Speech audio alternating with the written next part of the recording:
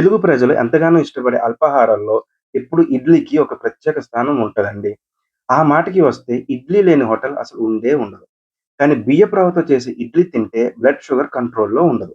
Diabetes పెరగకుండా జొన్న రవ్వతో సాఫ్ట్‌గా ఇడ్లీ ఎలా చేయాలో కొన్ని కొన్ని ఇంపార్టెంట్ టిప్స్ ఈ వీడియోలో మీకు చెప్తాను.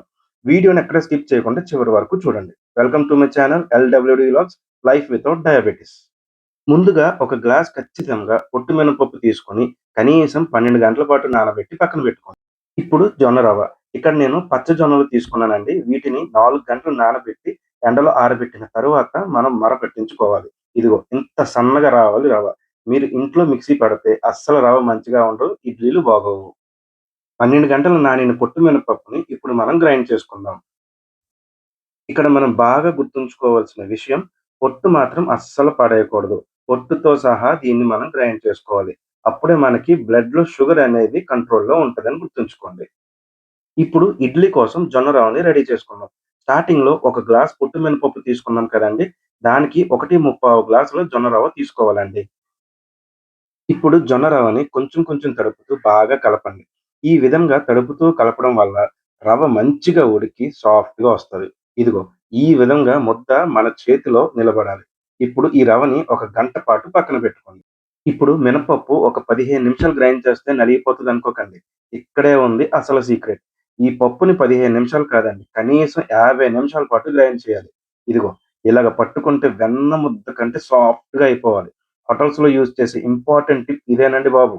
హోటల్స్ వాళ్ళైతే మినిమమ్ గంట అయినా సరే గ్రైండ్ చేస్తారు. కావాలంటే చూడండి. ఇప్పుడు తడిపిన జొన్న రవ్వ ఈ వెన్న ముద్ద లాంటి మినప్పిండిలో ట్రాన్స్‌ఫర్ చేసి ఒకసారి బాగా కలపండి. కలిపిన తరువాత మూత పెట్టి ఓవర్ నైట్ కొంచెం వెచ్చగా ఉన్న ప్రాంతంలో వదిలేయండి. మరుసటి రోజున ఒకసారి పిండిని బాగా పైనుంచి కింద దాకా కలిపి, మీకు కావలసినంత పిండిని వేరే గిన్నెలో తీసుకొని, దీనిలో రుచికి సరిపడా సాల్ట్ కలిపి పక్కన పెట్టుకోండి. ఇప్పుడు ఇంకో టిప్. ఇడ్లీ వేసుకోవడానికి ఖచ్చితంగా ఇలా కాటన్ క్లాత్స్‌ని ఒకసారి తడిపి, మనం ఇడ్లీ వేసుకుంటే ఇడ్లీ సాఫ్ట్‌గా మంచి టేస్ట్‌గా వస్తాయని గుర్తుంచుకోండి.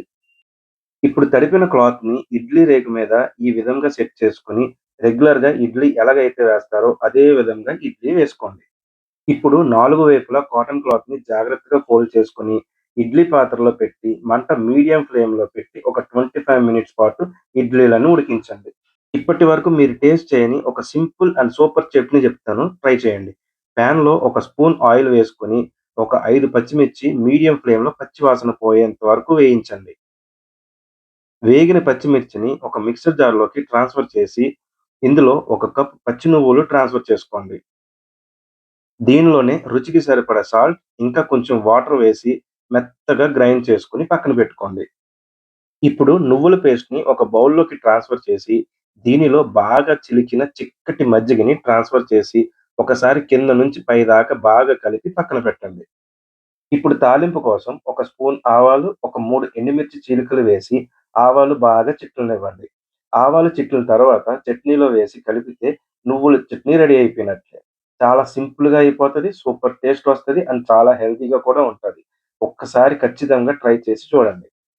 ఇప్పుడు 25 నిమిషాల తర్వాత చూస్తే జొన్న ఇడ్లీ అనేది రెడీ అయిపోతది. మనం కాటన్ క్లాత్ మీద వేసాం కాబట్టి ఇడ్లీ అనేది ఎక్కడ అంటుకోకుండా చాలా సాఫ్ట్‌గా వచ్చేస్తది. అంతే అండి. నేను చెప్పిన టిప్స్ పాటిస్తూ మీరు గాని ఈ జొన్న ఇడ్లీలు ఈ విధంగా గాని చేస్తే ఇంక బియ్యం రవ్వతో చేసే ఇడ్లీని పక్కన పెట్టేసి జొన్న ఇడ్లీలు మాత్రమే తింటారు. మీరు ఎన్ని ఇడ్లీలు తిన్నా సరే బ్లడ్ షుగర్ అనేది పెరగనే పెరగదు. అంతే అండి. చూసారు కదా! సింపుల్ అండ్ టేస్టీగా నువ్వుల చట్నీతో జొన్న ఇడ్లీలు ఎలా చేశానో, ఒకసారి మీరు కూడా ట్రై చేసి టేస్ట్ ఎలా వచ్చిందో కామెంట్ బాక్స్‌లో తెలియజేయండి. ఈ వీడియో కానీ మీకు నచ్చితే లైక్ చేసి, షేర్ చేసి, సబ్స్క్రైబ్ చేయండి. Thank you.